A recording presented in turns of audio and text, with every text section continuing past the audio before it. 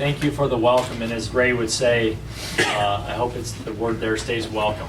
It's one of the keys in my position, so but thank you for coming this evening. Okay.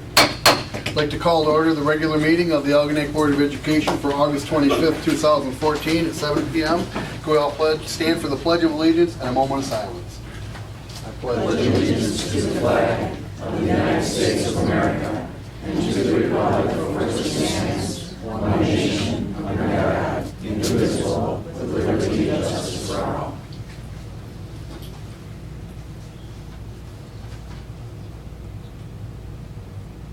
Thank you. And a roll call, please. Tim Bukowski. Charles Rosenfeld. Here. Beth Engel. Here. Sharon Stiltner here. Susan Trebilcock. Here. Andrew Boulay. Here. Michael Baranowski. Here. Thank you. I'd like to make a motion to amend the agenda by adding under action items, item 7C, the purchase of iPad cards, and which would move the current item C to item D, negotiations for this executive session for negotiations. It's been moved and supported. Any discussion? Hearing none, all those in favor say aye. Aye. Any opposed? That passes. Thank you. Mr. Strickland. Okay, employee recognition. Really, as I basically bring my leadership style in, employee and student recognitions will be out throughout the school year. And so there are some traditional recognitions that take place. One of those is which is perfect attendance of board members and employees that's recognized each year. I also do plan on actually maybe even having some student participants in board meetings as well. So, but that will be more during the school year. One of the traditional recognitions is going to be perfect attendance. And so for 2013 and 14, we had Amanda Gibson, Deanna Welch, Karen Roshaw. Right. And then for board members, we have Beth Engel and then Andrew Boulay for perfect attendance. So for our board members that are here this evening, let's give them a round of applause. They will. It's big bucks. They get a Barnes & Noble gift certificate. So that's the big payoff. But thank you for your dedication and congratulations on the perfect attendance. Absolutely. Thank you. Consent agenda. Anyone? I'll make a motion, the Board of Education approves all consent agenda items, including agenda minutes, personnel items, and bills as listed items A through C. Support. It's been moved and supported. Is there any discussion? I do. We are hiring, where is she? Where the name? Well, she's not actually being hired tonight, but she is here. She's not here. She's not being hired tonight, but she is here. We have a new. What was it? Reading intervention teacher. She'll be joining us at Fairhaven. This is Jody Bardowski, and I wanted her to come and you to put a face with her name. So this is our new Fairhaven Fox, so we can welcome her. Thank you. She'll be on the next agenda. Okay. She just came in today. She'll be on the next agenda, so we'll get you next time. Yeah, let's make that straight. So yeah, so thank you for coming. It was nice to meet you.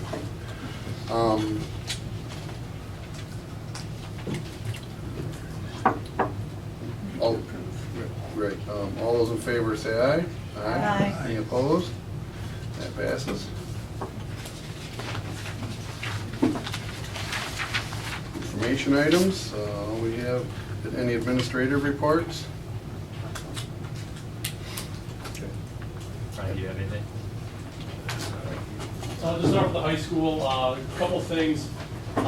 One of the things when I first came on board, I just kind of polled a lot of the staff and talked to some parents and students, and what they wanted to see was a little bit more structure at the high school. And so kind of reviewing the handbook and talking with people, we decided to put together a point system to just really provide more structure for the students there, so that they understand that if they do violate something, these are the points and these are the consequences.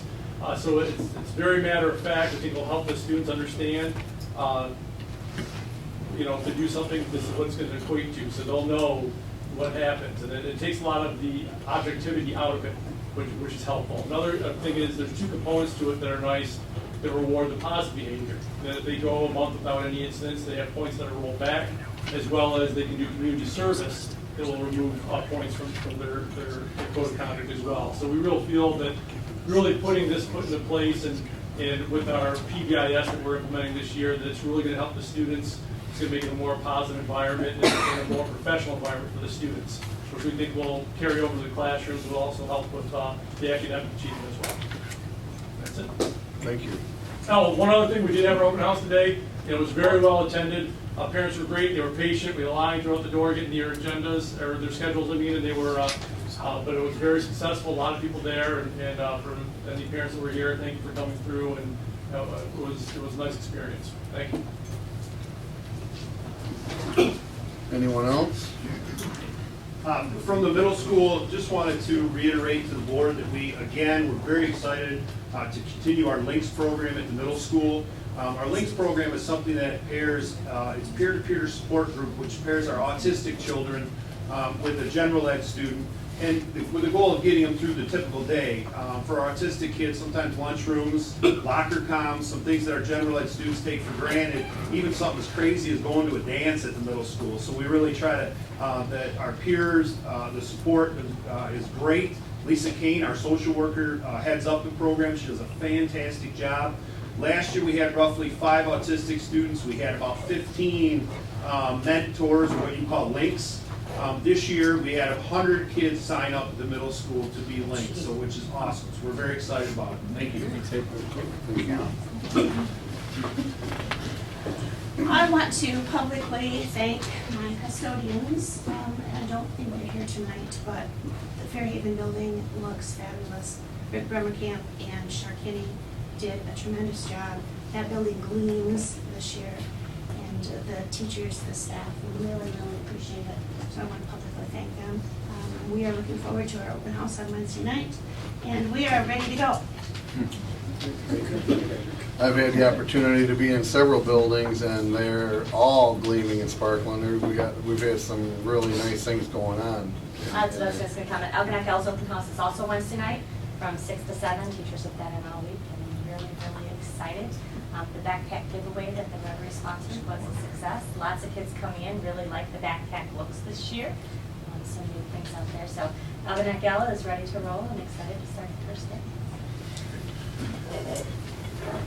So I've spent the past couple of weeks settling in, and it's been a really warm welcome. I've had the opportunity to meet several students and a lot of parents. Staff has been in constantly the past 2 weeks. The building looks great, and looking forward to kindergarten open house on Thursday evening from 6 to 7.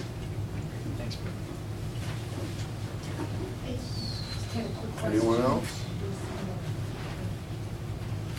Thank you. Any board reports? I'm going to go ahead and give a admin update.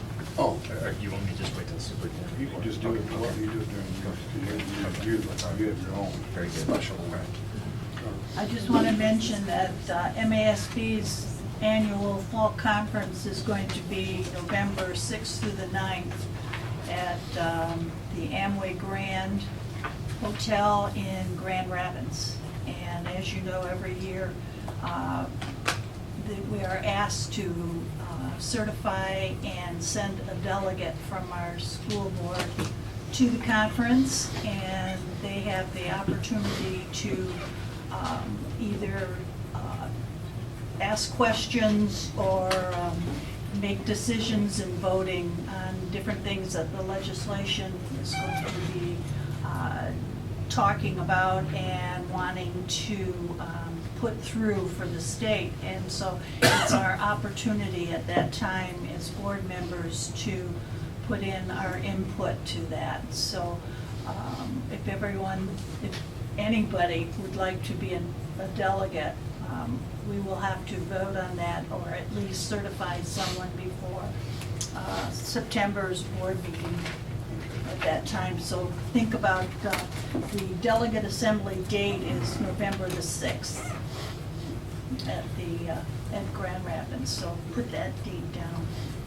And we all receive information from MASB via email and other ways the board members do that explain about the delegate assembly and the conference that's coming up. And so if you have not been to one, it would be advantageous. It's a good experience, and it's an opportunity to learn a lot of stuff and meet other people that do things the same way we do, and people that do things differently than we do. And it's a very good experience to have.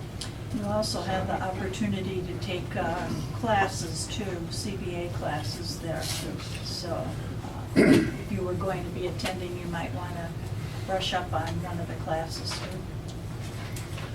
I just have one thing on the backpacks. It was a very successful event, and that's truly our favorite event because everybody's so excited about getting those backpacks. But a very special thank you to Eugene, because he went above and beyond that day, and we would never, and the next day. So we and really he do. he shows up with his grandchildren, and I don't know how many people know the guy.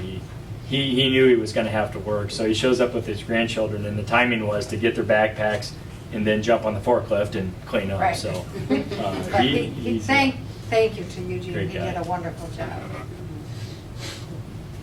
Anyone else? Superintendent? Okay. Now it's your turn. Yeah, here we go. First of all, I'd like to talk a little bit about the millage that we have coming up, the operating millage renewal. And we have some pamphlets for the audience. And you're going to see a lot of this. Every opportunity that I have, whether it be a club or organization in the town or during staff meetings, I want to make sure that I thoroughly cover this. I see this as my job as superintendent, to make sure I've thoroughly communicated what this millage means to us. And so this publication, I'd like the board to see it before we do distribute this publication. I'm not going to go through the whole thing, but I do want to note a couple items. It's a non-homestead, and so this is not for a primary ownership of a home. It's not a tax increase. And what it represents to our school district is $3.7 million. The bottom line is this: the state of Michigan counts on school when they talk about their per pupil funding.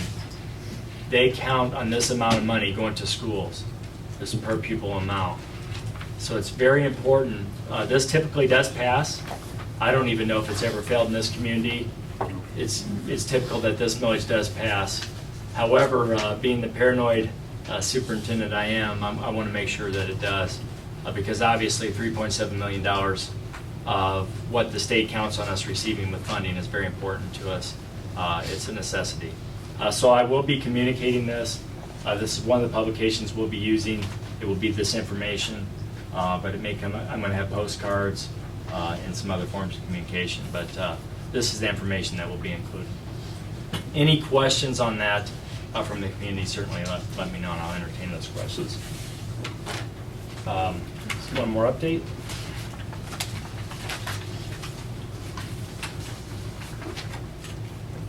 It's a smaller notebook, but handouts keep coming out of it. And they will. He hasn't changed since he tried for this position.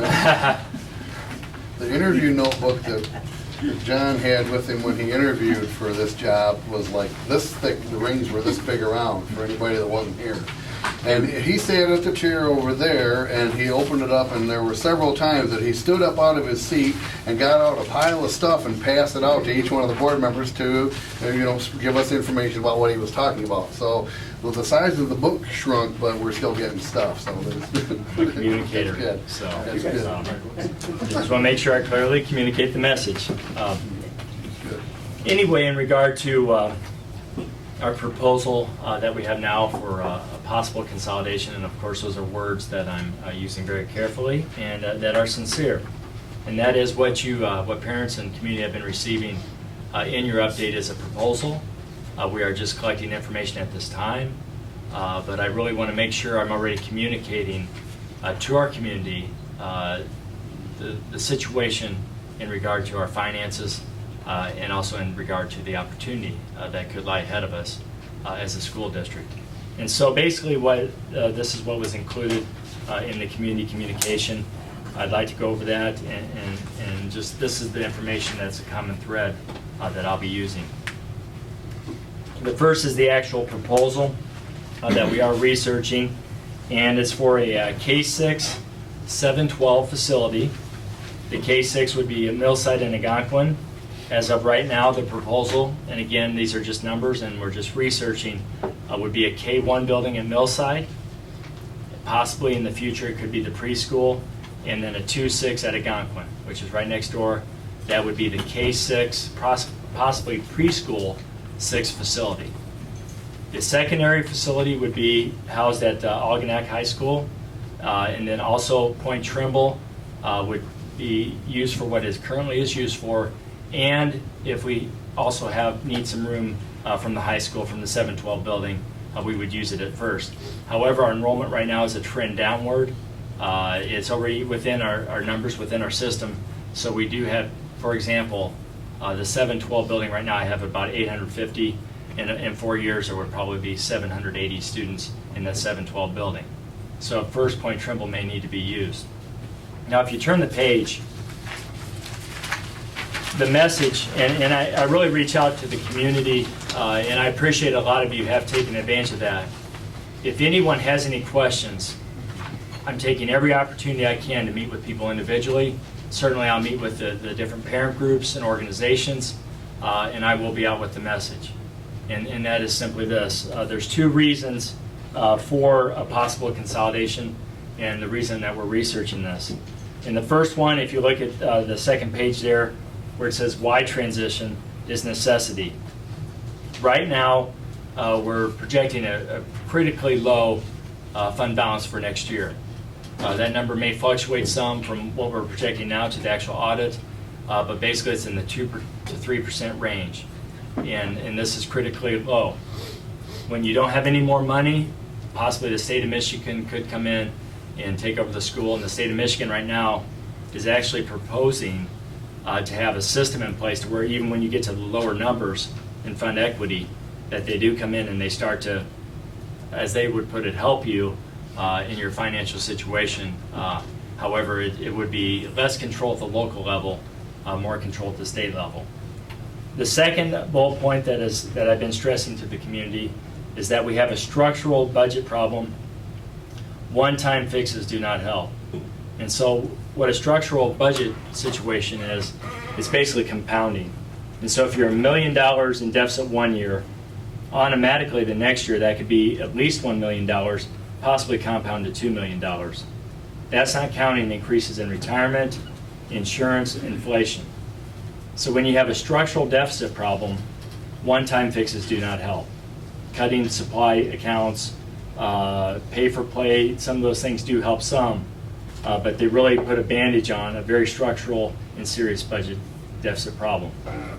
The last point, and right now we're working with an architecture firm that does this as part of their business, and that is, upon first blush, we're about 70% capacity in our buildings, right around 70%. And that's myself and Al going through the buildings and basically working with building principals and what rooms are being used. And when you're at 70% capacity, or in that range, it makes it more challenging, and should make it more challenging, to go to the different associations and labor unions and say, listen, we need an 8 to 10% pay cut possibly, and that's based off last year's study done by the superintendent here in the school district for that deficit, for the $1 million deficit. We need an 8 to 10% pay concession when the buildings are only 70% usage. And so we're going to have a study to make that hard data, but right now that's where we stand. If you could turn the page to the last page.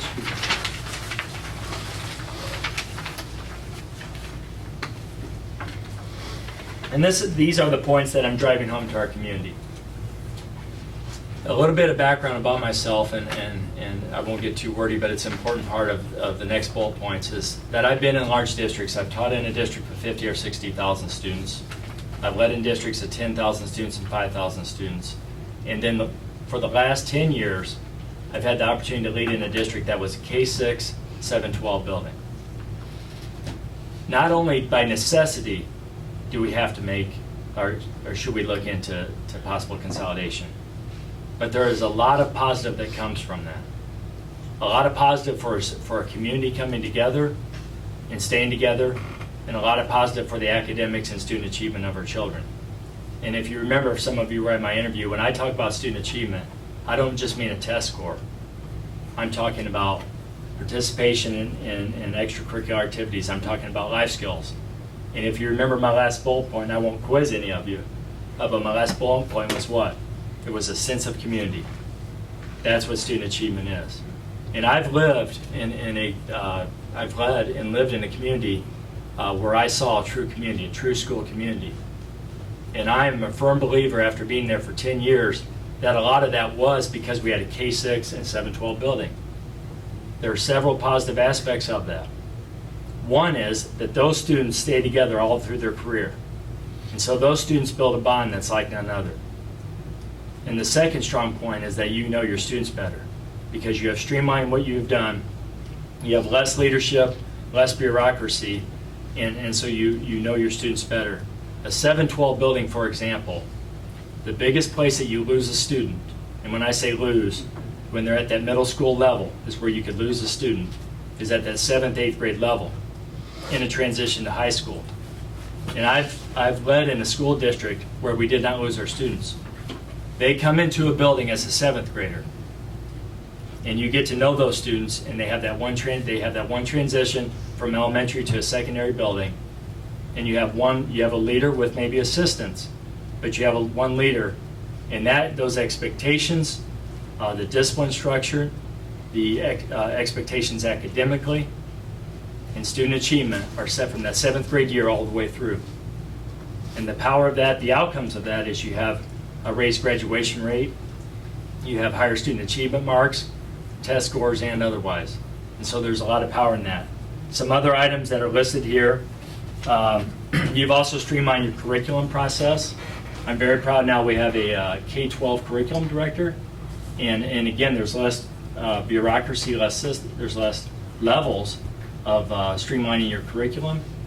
And then you also have, with your facilities, you can have the proper square footage to maintenance personnel, you can have the proper square footage to custodial personnel. And so you have, we have clean facilities, and I agree. But you have, and I'm very particular in this word, you have pristine facilities because you have the proper ratio of staff to facilities. And those of you who went on the visitation to New Lothrop got to see that. And you can streamline a lot of that. Is it a challenging process?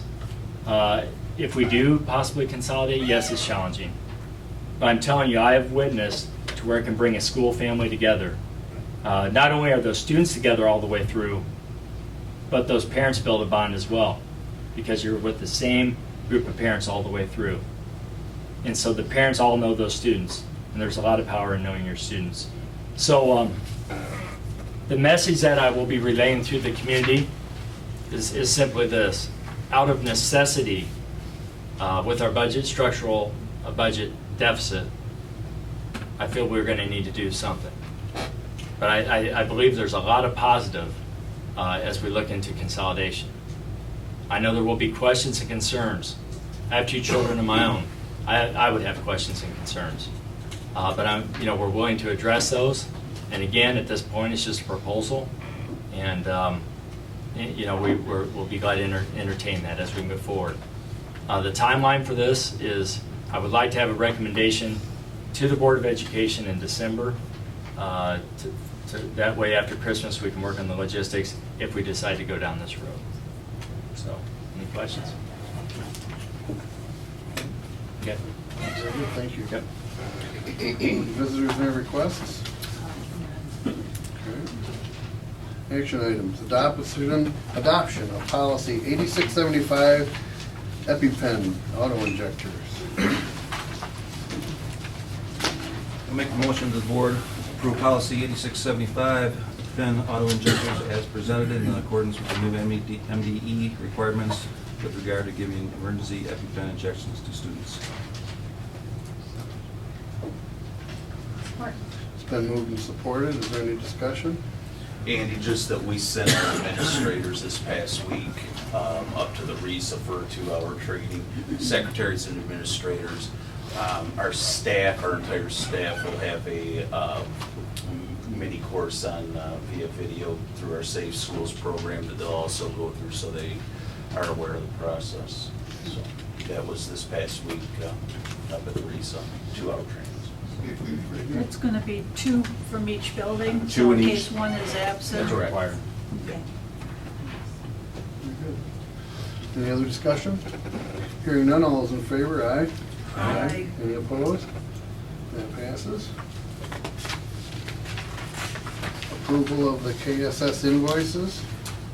Make a motion that the Board of Education approves the payment to KSS Enterprises in the total amount of $1,241.57 for the purchase of custodial supplies. Support. It's been moved and supported. Any discussion? I'd like to abstain from the voting, please. So noted, thank you. Any other discussion? Hearing none, all those in favor, say aye. Aye. Any opposed? That passes. Oops. Purchase of iPad cards.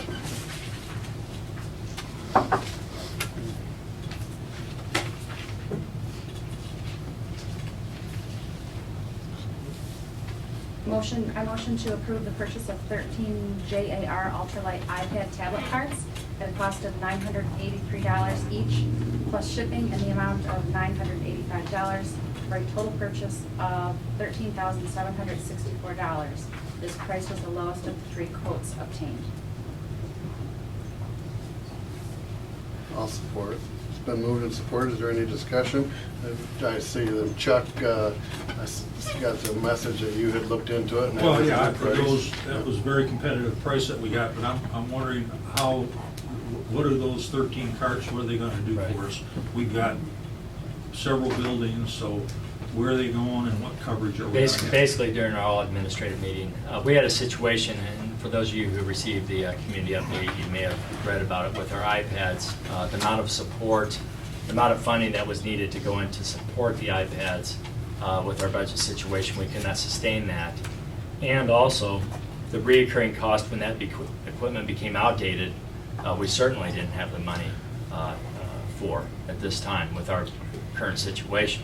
Again, that may change depending on what happens in the next couple of years.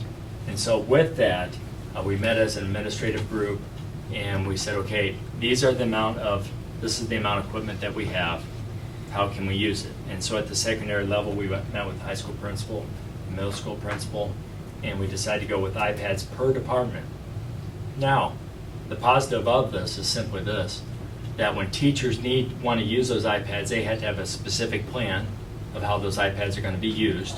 And there's going to be a breakdown of the accountability to where teacher A has 30 iPads assigned to them from their department.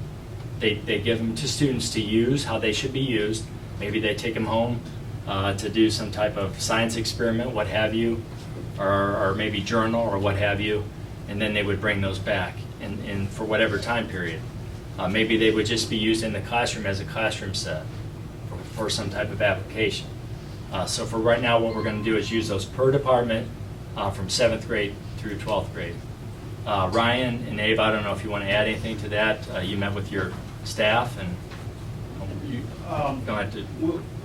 Ryan and I have talked extensively, and certainly this is a 6-12 continuum of the programming that we're going to do.